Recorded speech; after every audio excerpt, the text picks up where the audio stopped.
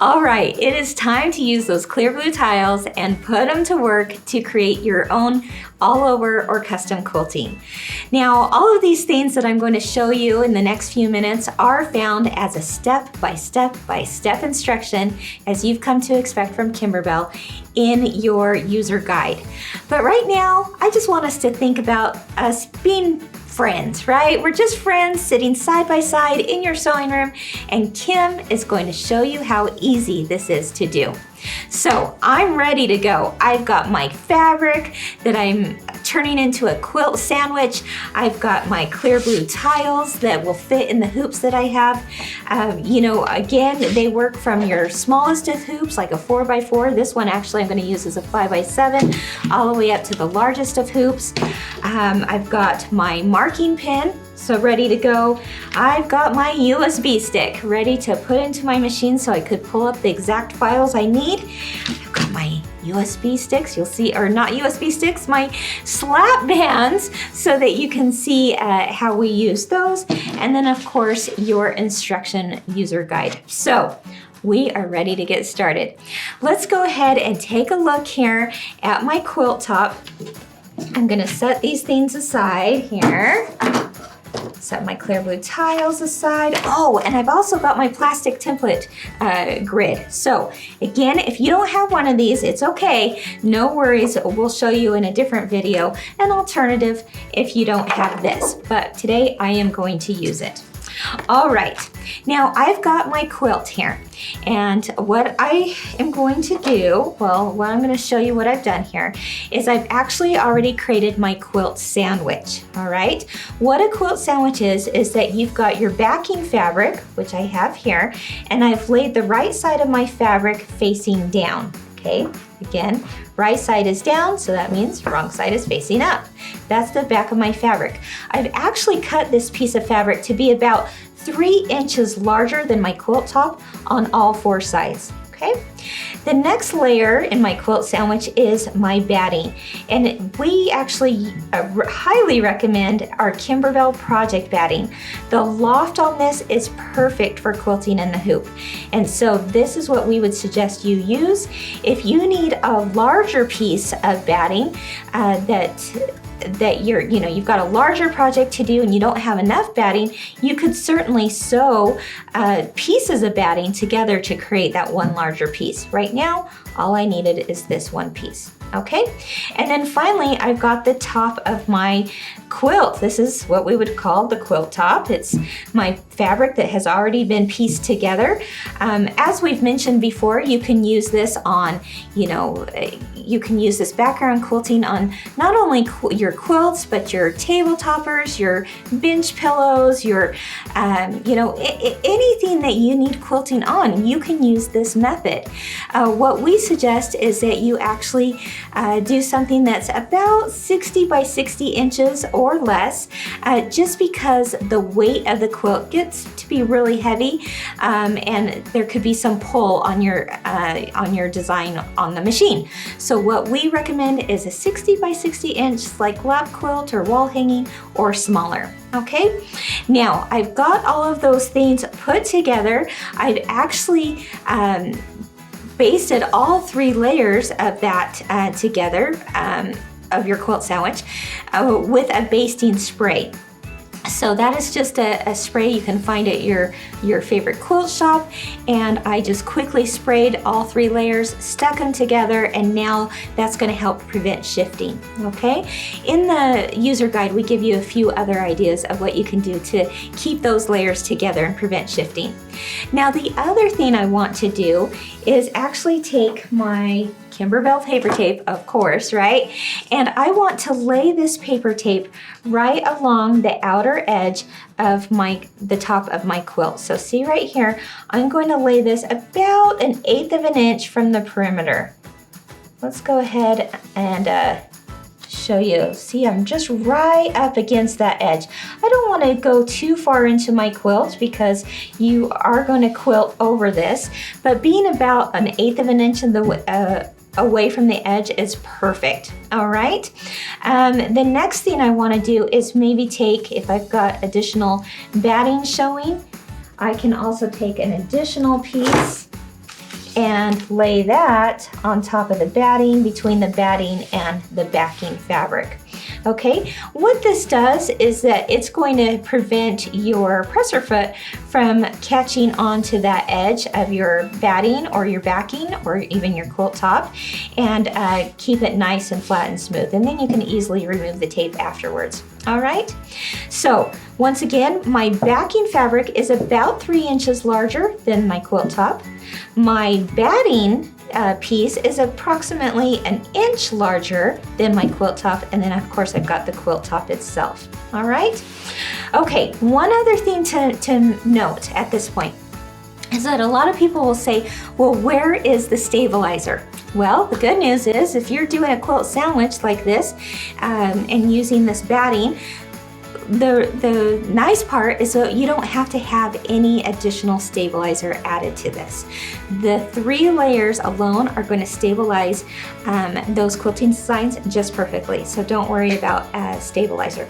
Now, another type of quilting that we'll show you a little bit later, you will use a stabilizer, but for now, with clear blue tiles, no stabilizer is needed.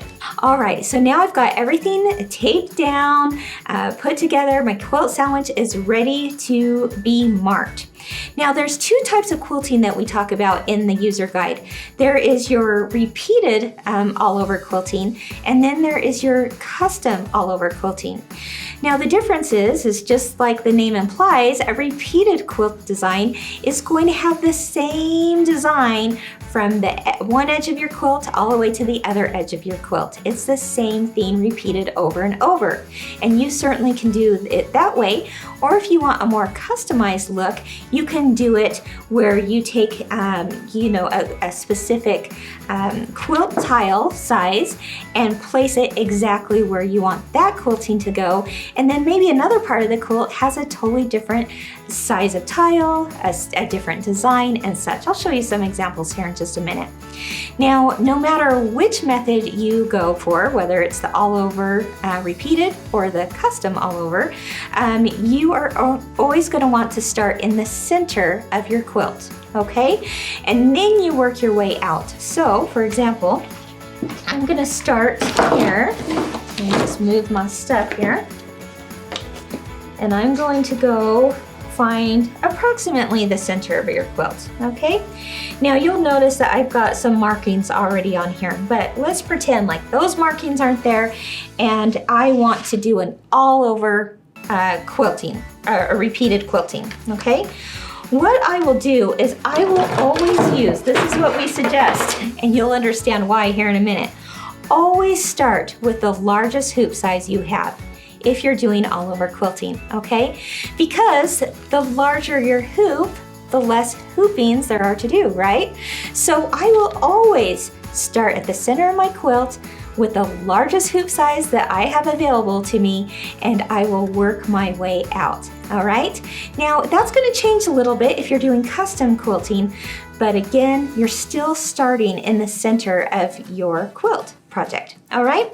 Now, I'm actually going to do a custom quilt here. So that means I'm going to set my larger tiles aside, and I know that I want to use my 5x7 hoop for this, all right? Because these blocks that I want to quilt are smaller than the 5x7. So I'm going to take my quilt tile. This is a 4x4 because this is actually measures as a 4x4 quilt block, right? It's actually 4.5 by 4.5, but once it's sewn in, it's the 4x4 size, all right? Now I want to quilt just that design or just my design on that particular block. So I'm gonna place my tile right on top of it. Notice how it fits perfectly within the parameters.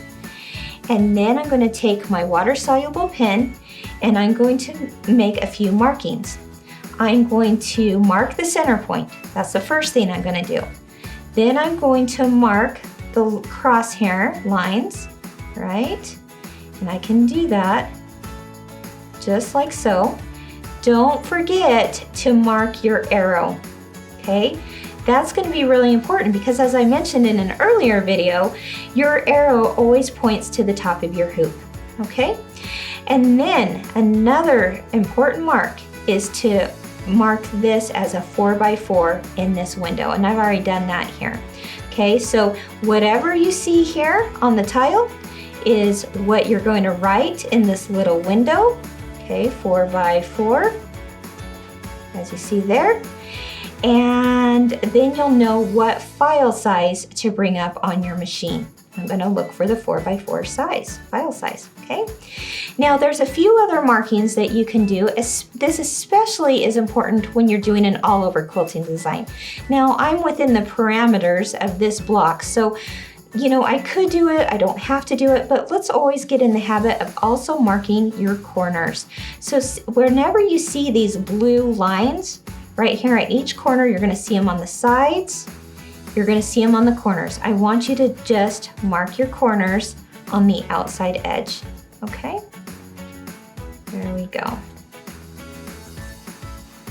Again, because I know it's going to stay within the parameters of this block, it's probably not necessary, but it's always a good habit to get into, and you'll see why in just a little bit, okay? So I've marked my crosshairs, I've marked my center point, I've made sure I marked my arrow, I've marked my corner edges and my side edges. Now I can remove this tile, and I know that when I go to hoop this, my quilting design is going to land exactly in that spot. Now that my block is all marked, I could at this point go to my machine, make sure and hoop all 3 layers of my quilt sandwich and bring up my 4x4 file and stitch it out. But I could also do something even simpler by marking my entire quilt all at the same time so that I don't have to go back and forth and back and forth.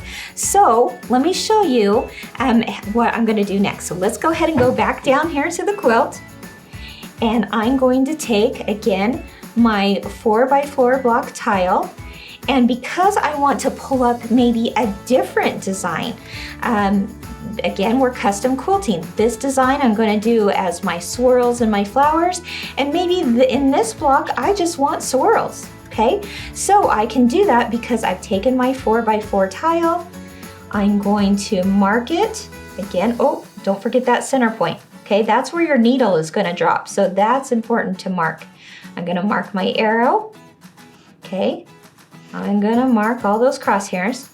Again, don't forget to mark 4x4 because I have to know, I've got to remember when oh, how's that for writing upside down? There we go. I have to remember that when I go to remove this, what file size am I needing? Oh, it says it right there. It's the 4x4, okay? And then I'm going to mark my corners. Corner, corner, and my sides. All right, that's all you need. It's just all those markings. Remove it, and I can go on to my next block and mark that. Okay, now here's where custom quilting can get really fun, because my next set of blocks next to this border patch is actually an 8x8 inch block. All right, well, maybe I want to do this in a design that has loops. I already used flowers, I already used swirls maybe, but now I want to just use loops. Whatever you want. Okay, I can take my 8x8 inch tile, place it down here on my quilt block because this is an 8x8 inch size. Boom, place it right there. What am I going to do first? I am going to mark the center point because that's where my needle drops. I'm going to mark my arrow and my lines. Okay, it's an 8x8 inch block, so I'm going to mark 8x8. Okay. And finally, I'm going to mark my corners and my sides. Okay, and then I can remove that. So because I have done all those markings right now, and I've put what file size I need, I can easily just go to my machine one time and hoop this and find the exact name of the file on my machine that I am using on my quilt. I want you to think about clear blue tiles like this, if this helps give you a visual. If this were a stamp if you will, okay? The stamp that we want to put down in a big bed of ink and then stamp it on our quilt, right? If I were to take this clear blue tile and put it in some ink and then stamp it onto my quilt, that is exactly where the embroidery design is going to land, okay? So think of it like a stamp. And wherever this tile, whatever area it covers, no matter what size the tile is, that's where your quilting design is going to land, okay? So just another way to think about it. All right, so what happens when you are working your way out, okay? Say, let's go back to an all over quilting design. And you're starting in the center and you work your way out and you work your way out and you get to the end. That's when maybe you have just a little piece of fabric left that needs to be quilted. No problem. Just grab a smaller tile, place it on that area. Again, it's like that stamp, and it is going to quilt that design exactly where you placed it. And because all the designs are the same scale, then you're never going to see where one stamp ended or one quilting design ended and one began. They're all specially digitized to go right up to the very parameters of the area that you're quilting. All right, so feel free to quilt off the hoop too, or not off the hoop, but off the quilt itself.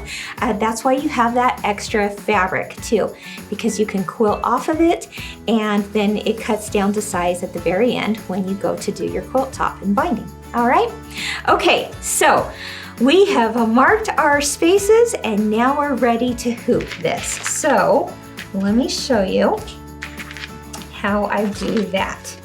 Now in this example here, I'm going to use my 4x4 design. So I want to have my 5x7 hoop ready to go, okay? And I'm going to pop out the rings, of course, and loosen it up just a tad, okay? Because again, we've got to get all 3 layers in there, right?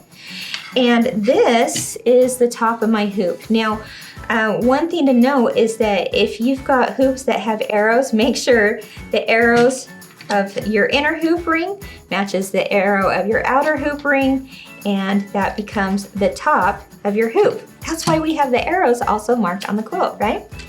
Now the other thing is that this is where my plastic grid will come into play. So I can place that right on top here of my inner ring and then be able to find the center, okay? So I'm gonna place the bottom ring underneath my quilt sandwich. Okay, you gotta finagle this just a little bit. It gets easier with practice, I promise. So, and because I'm trying to do this upside down, that's even worse, right? So if I can do it upside down, you can certainly do this, right? Okay, do you see that? I am trying to get this so that I have my center point. Let's see, I want to show you where I'm looking here.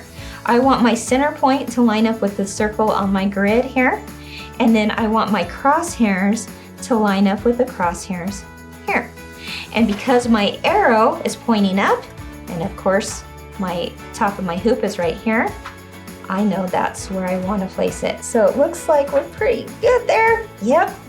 Sure enough, I'm gonna place that in there. If you need to, go ahead and tighten that your hoop back up again.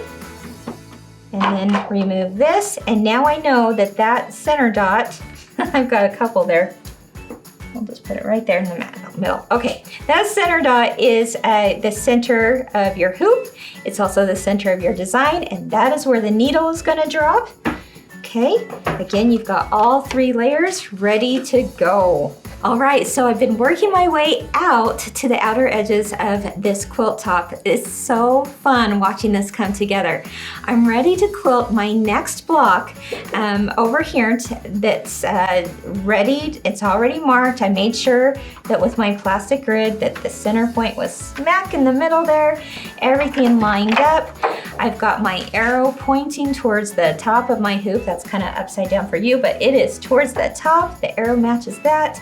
And I'm ready to hoop this. Oh, I can't wait to see the rest of this design.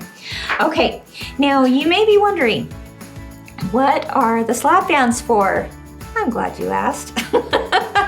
The slap bands, well, we found them to be very useful when it comes to rolling up any of your excess part of your quilt underneath the throat of your machine. So as you know, your machine throat space is only so much. And so if you have a big bulky project going back and forth to being embroidered, it can become a little cumbersome. So what we do is we just roll up the excess portion of our quilt, just like so. And then we put a slap band around it.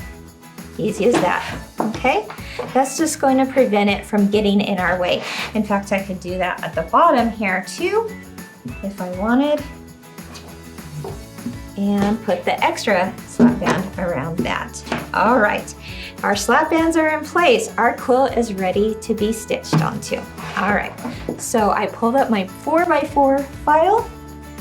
Again, if you have a larger size hoop and you want to do all over quilting, then certainly start with that largest hoop. But as you get into the smaller areas of your quilt top and want to do something more custom, then you can go with the smaller tiles. All right, so I'm going to first drop my needle down and make sure, oh my gosh, that's perfect. Perfect. Okay, it hit exactly where I needed it to hit at that center point. Now, don't become too crazy with this. If it's just up slightly off, you certainly can, shift your needle around a little bit and not have to rehoop this. You don't want to have to worry about this too much. But the point is that your needle drops down in that center and then you're ready to stitch your design. So I'm going to put my foot down. I'm actually going to stitch this in black thread just so that you can see it more clearly. If I were to do this for my own quilt, I might do something a little more subtle, like a white thread, maybe even a light blue or even a yellow to match the rest. But let's take a look at it in black. And because we used the 4x4 file size, it's going to stitch perfectly within that 4x4 block.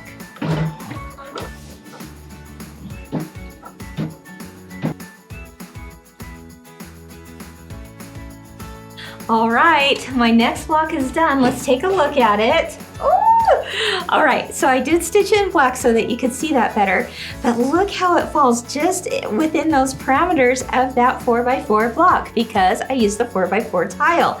Now your tiles are going to, go really close to the outer edge and then in and then close and in. It just kind of ebbs and flows within each block. But once you line up tile after tile after tile, then you're never going to be able to see where it actually starts and where it ends. Pretty cool stuff. All right, here you can see that when we use the 8x8 inch block tile, we did it in the blue thread, but you can see that it just all flows. It's beautiful. If I wanted to use a different design just within that block, I certainly could do that because I am doing custom quilting. All right, so let's set that aside and I want to show you some examples from a project that actually also is included in the essential set. You will be able to make this darling table runner. I think we call it Seasons for Home. These Seasons of Home, and this is a runner that we did in little house blocks and tree blocks, and the fun part about this is you'll actually be able to piece these blocks also in the hoop in the directions found on your USB. So that's pretty exciting. And once you've pieced those blocks together, again, all in the hoop, then you can put your whole table topper or table runner together and then be able to make your quilt sandwich and have the look of traditional quilting. So here's a look at what the top of your table runner would look like before the quilting, and then here's a look by the magic of television, right? It's all done. Isn't that beautiful? There are so many possibilities with these table toppers. We used just different colors of fabric with each season, and it gave it an entirely new look. And then we used the background quilting designs for each season, and it also just added to that look of each topper. So very fun stuff. Let me show you the difference between having an all-over quilting look and then a custom quilting look. So in this example here, I'm going to show you that this, we did an all over design, okay? We started here in the center with one of our tiles. Let me show you, here's an example. And then we worked our way out from edge to edge. Now say for example, you have, this is the biggest hoop you can fit, okay? The biggest tile you can fit in your hoop, I should say. You could start it here on the edge, but now you have this empty gap and you're thinking, well, what am I supposed to do with that empty gap? I don't have a large enough hoop. No problem. All you have to do is grab another one of your tiles that would fit in that area, okay? You could even do a tile that's larger than the quilt top, because remember, we have that backing fabric that's larger than our quilt top, and it will just quilt right off the top of it. So it's gonna look like your quilting goes right off the edge of your quilt, which is really a fun look. Okay, so you can fill in any gaps that you have with another tile. Now, the reason why you may be wondering, well, why did we have to mark those edges and those corners? Well, before I mentioned that you were marking that on a block that already, was a 4x4 inch block in that example. And so we knew where the edges of our quilt design was gonna go. But if you're doing an all over quilting and you've got this one tile that you want to use, you'll want to mark those corner edges, because that's gonna show you where you can place your next tile and your next tile and your next tile. So say for example, I marked here, okay? Then I take it away. Well, if I didn't have those corner blocks marked, I wouldn't know where the design ended, right? And where it can begin again. So by marking those corners and those sides, I know exactly where I can place my next tile, mark it, mark the corners and sides, place it again, mark the corner and sides. All right, so there's actually an example in your book of how we did that with some step-by-step photos, so that'll make it a little easier. Okay, so again, this was an all-over quilting design. Let me show you what we did with a few different fabrics here and did a custom quilting design. So we used the same table runner, but we used our bumblebee design for some of these blocks. So as you can see here, we've got the bumblebees, but then I said, you know what, let's go ahead and just do loops in some of these blocks. So we took a different tile. We have an example here. We took a different tile that fit just that tree. And remember I mentioned it's kind of like a stamp? Well, I know that it falls in those parameters, so I can use that tile just for that area and do a totally different quilting design, okay? But next to it, I want to do the bumblebees again. So I just take my 4x4 tile and place it there. Now it's time to do my border blocks. Well, I could take a border block design file. Let's see, let's use this one here.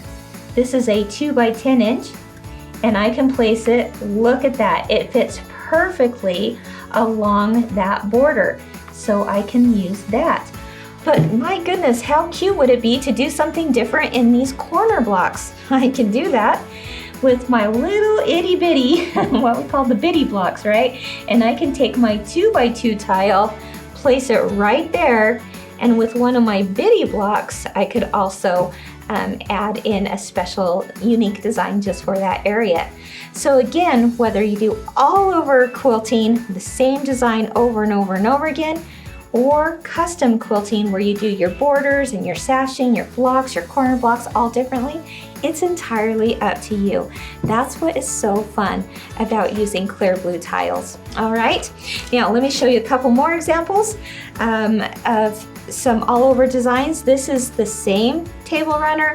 This is the Halloween look to it, just by changing up the fabrics. And then we use the candy corn design like you see here to go all over the top, okay, from edge to edge. But then we did a winter scene, and this we took our same files, changed it into blues, pinks, and grays, and look how gorgeous that snowflake design is on there. We used that same design throughout this whole center area, but then we took a different design for the borders of just the swirls, And then we did a special little snowflake block for that corner. All right, so there you have it. All the different ways you can use clear blue tiles, custom wise, or an all over design too. Now, let's take a look at a few other ideas you can use clear blue tiles for besides just quilting your quilts. Have I mentioned lately how much I love clear blue tiles? Yes, I absolutely love them because they're so versatile as well. So besides just your quilt projects and your table runners, table toppers, pillows, you name it, there's so many other things you can use clear blue tiles for.